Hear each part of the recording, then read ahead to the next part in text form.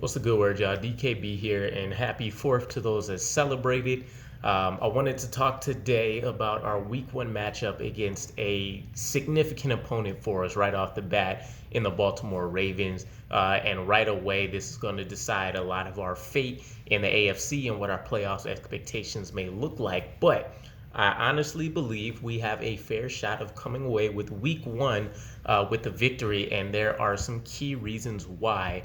So let's go ahead and dive into that. Now, for starters, Lamar Jackson is the absolute focal point of this entire Baltimore Ravens offense. I mean, the guy obviously is leading his team in the passing department, but he's leading them in rushing as well. And I would argue if they were running more gadget, Philly special style plays, you can even say, there's a good chance that he would be in the top two in receiving performances on his team. I mean, I haven't seen a guy that's this critical to the success of his team, and probably ever. I can't name anybody that's been that vital and making up that much of the offensive output for their team. It's pretty crazy. So everything obviously there is going to start with trying to make him one-dimensional, and if we can take the rushing performance factor from him out of the equation and focus purely on the passing department, I think this is our key to victory, and that is because they have a very depleted roster when it comes to his weapons around him. But we'll dive into that in a moment. So personally, when it comes to Lamar Jackson, obviously the guy's excellent. We're talking previous MVP. He's been able to improve in a lot of areas in his performance. But if you take a look at the eyeball test and it matches up with the key category of interceptions for him, you can see he felt the need to press a little bit last offseason in the passing game, especially, of course, with the depleted roster they had. Injuries everywhere, and they still crawled their way to an 89 victory or season, which we would love to say was the same for us. But obviously, we're talking about rosters that, at least from a coaching performance and, ability factor, two different, sides of the spectrum there. But Lamar Jackson. So with his interceptions and him being pressing and him pressing to make some plays happen in inopportune times, I think we can capitalize on that this year. I mean, our secondary, it might not quite be the Baltimore Ravens. I think they might have the best secondary in the league, but we are very sneaky good between the additions of some of the veterans made and some of the returning talent, as well as the additions in the draft. We'll cover that more in a bit when we get to the wide receiver room. But I do think that's the key. Week one, I think we need to use Whitehead in a spiral whenever possible. He has the advantage of being exceptional near the line of scrimmage and not getting washed out of plays, but also being able to react in an instant and lay the hammer on people as well. And if Lamar Jackson catches one or two of those big hits, you start to get a little bit more reluctant about wanting to take off all the time. And that's what he may need to do with what our cornerback room can do against this wide receiver room from the Baltimore Ravens. So kind of switching thoughts a little bit, when we go to the running back room, and I've said this before, I think week one isn't going to be a game where we see crazy high scores. I think this might be like a 6-9, 12-9 victory style game. I think it's going to be a dogfight in the trenches, in the rushing department, and then we're going to see a lot of kicks get made by Justin Tucker, and for us, whoever makes it between Eddie Pinheiro and Greg Zerling.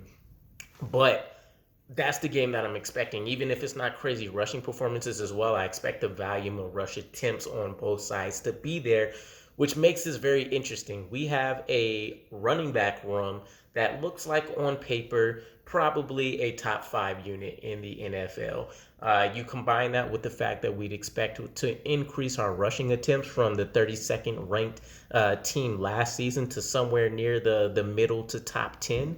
Or right on the cusp of top 10 anyways. And we know that Mike LaFleur's offenses are funneled from the running game to opening up the passing attack. A lot of play action, and then, of course, those occasional deep shots that are going to occur. But obviously, we would like our offense to run through our rushing attacks. So with that said, we're talking about a team that was the number 2 ranked run defense last season that could prove a problem for us. But you can say particularly that this will be a challenge that should answer a lot of questions right away for this New York Jets run defense. We're talking about some returning starters for the Baltimore Ravens that went down early, unfortunately, last offseason. J.K. Dobbins is returning along with Gus Bradley, and then they are going they picked up Tyler Badie, and then they bring over Mike Davis to kind of round things out. So previously in the 2020 season, at least for Bradley and Dobbins, they were both able to break the 700-yard mark threshold, and that's not including what Lamar Jackson was able to contribute himself. So we're still talking a very dynamic running attack that's going to be orchestrated by the Baltimore Ravens here. And again, this should answer a lot of things. It's either going to be a very tough day for us, as we see easily probably a 200, 300-yard rushing game by the Ravens, or if we put the clamps on them, this is our key to victory. Let's move it over to the wide receiver room. So Baltimore has made what you can call a head-scratching decision. I would say it's a calculated risk. They have made improvements literally everywhere across the board, whether that's bringing people in or just the maturation of some of these players that you're going to see on the team. But they arguably have the best secondary in the entire NFL. And that's after going through a crazy revamp this offseason.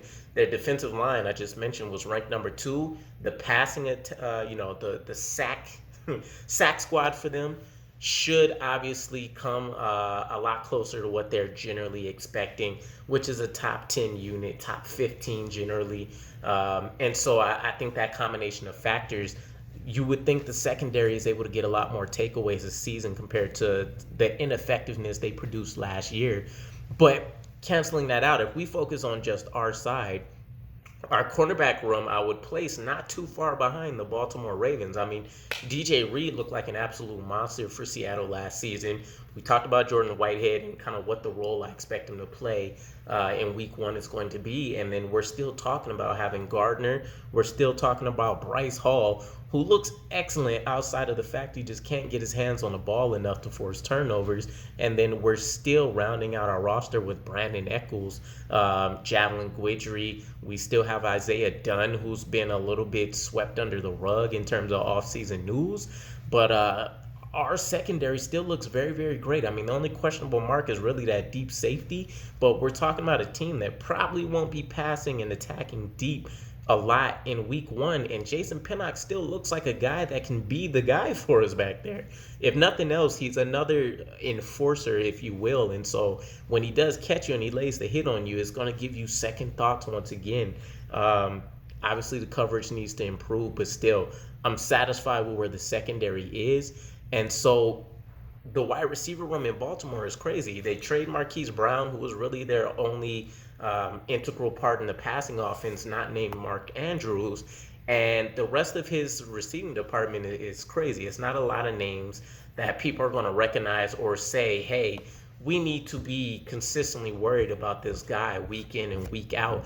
And we need to take full advantage of this. I mean, when we take a look at some of the names out there, their number 1 wide receiver is going to be Rashad Bateman, who only just minorly got over the 500-yard mark and only scored 1 touchdown. And even a lot of players on our offense did just as well, if not better, than that performance. And so the rest of the room reads off as Devin Williams.